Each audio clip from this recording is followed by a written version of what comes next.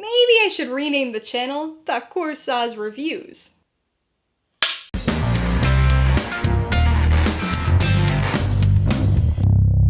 Hey everybody, welcome to Mainely Movies. To kick off my coverage of the 2021 Toronto International Film Festival, today I'm going to be talking about the 2021 Indian satire, Doog Doog.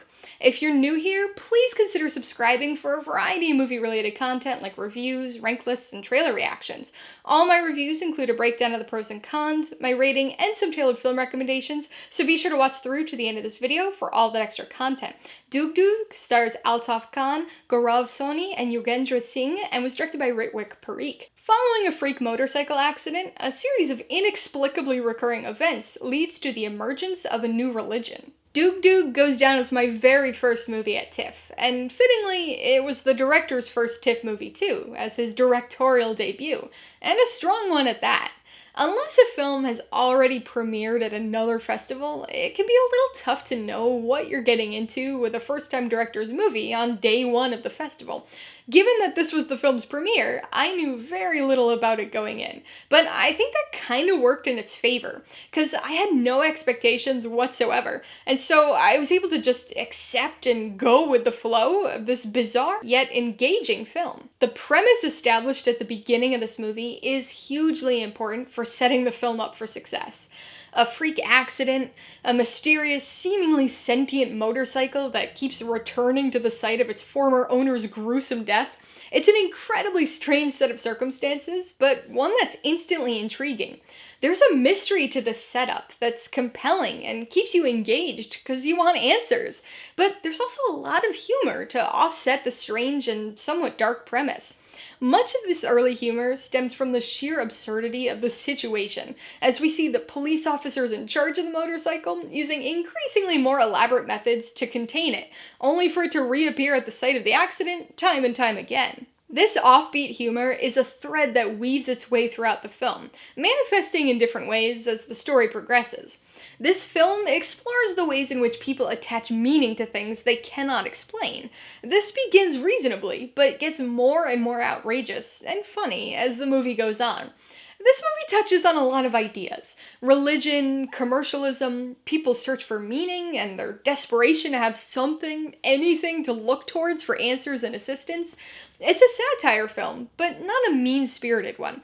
Instead, it's just comically observant, noting the ridiculousness of some of the ideas it's satirizing, but also the potential unintended consequences, both positive and negative. The film starts off very strong, with a funny and intriguing first act, but that strength wavers a bit throughout the second act and parts of the third. The pacing is largely to blame for this. The film never quite becomes dull, but it definitely could have used some trimming. Certain dialogue-heavy sequences drag a bit from the midpoint onward, and the movie overstates its welcome a little. It has some really interesting ideas and some cool ways to show them, but does start to fall into a repetitive pattern. The film begins to give us more of the same, to the point that any surprise, humor, or impact that those ideas once had start to wear off. Luckily, the plot is only part of the story here. Where this film really shines is its style. Cool, jazzy music drives the many montage sections of this movie, but it's the visuals that truly delight. This film opens strong, leading with its best cinematography, though it's frequently wonderful throughout as well.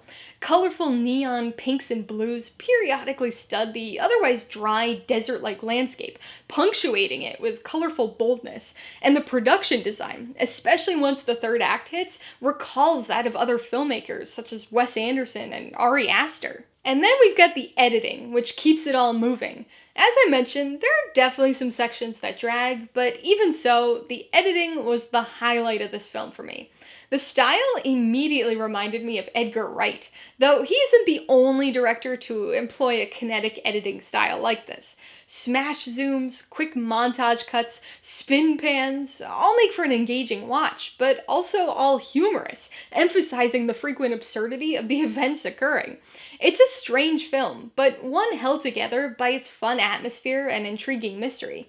Doog Doog is an unconventional but solid directorial debut for Ritwick Pareek, and I'm looking forward to seeing what else he does in the future. Alright, let's talk about the pros and cons. The biggest pro has got to be the cinematography. This was such a great looking movie with a very distinctive visual style.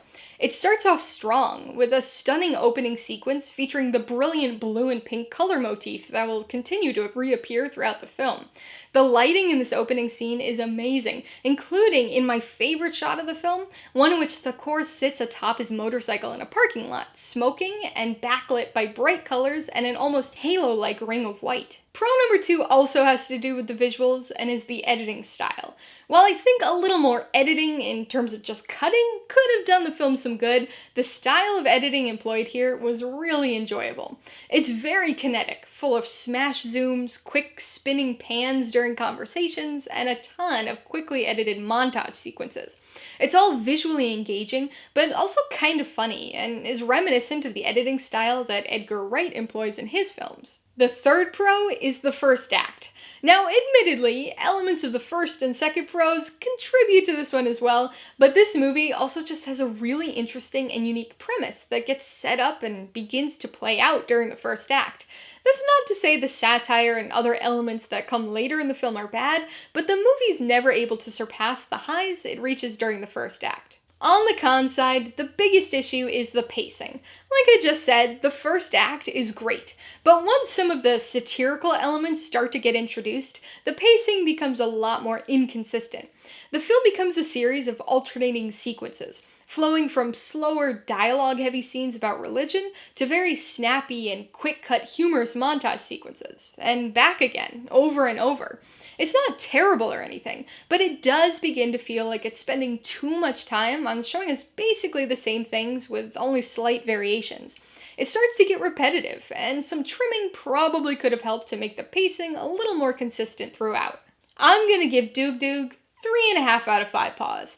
It drags a bit through the middle, but still remains an engaging satire and colorful visual spectacle with great editing and some interesting ideas. I would recommend Doog Doog to people looking for a quirky satire. It's certainly a bizarre story, but it's got an interesting premise that escalates to unexpected levels. Despite its darker themes, it's a surprisingly funny movie, and it's got visual elements that are reminiscent of directors like Edgar Wright and Wes Anderson. So if you're a fan of either of them, there might be things you'll enjoy about this one. If you liked Doog Doog, I would recommend Hot Fuzz. That movie's definitely more of an obvious comedy, but it does focus on a small police force dealing with seemingly inane issues, and of course, features Edgar Wright's kinetic editing style. If you enjoyed some of the visual elements here, like the color palette, production design, and even certain aspects of the editing, you might want to watch The Grand Budapest Hotel. Doog Doog's visual style definitely draws some inspiration from Wes Anderson at points, and the third act especially is very reminiscent of Grand Budapest. And if you're in the mood for something a little bit darker, you should check out Saint Maud. It's another visually spectacular film about religious fanaticism, but certainly does not have the humor present in this one. Alright, a couple questions for you guys. Number 1, have you seen Doog Doog? If so, what'd you think of it? If not, are you looking forward to it? And number 2, what's your favorite movie that prominently features a motorcycle? Be sure to leave your answers in the comments below so we can get a discussion going. Alright, so if you got some enjoyment, insight, or information out of this review, I'd appreciate it if you'd hit that like button. And if you haven't done so already, please hit subscribe while you're at it to see more videos like this. Till next time, this has been Alyssa with Mainly Movies, the way life should be.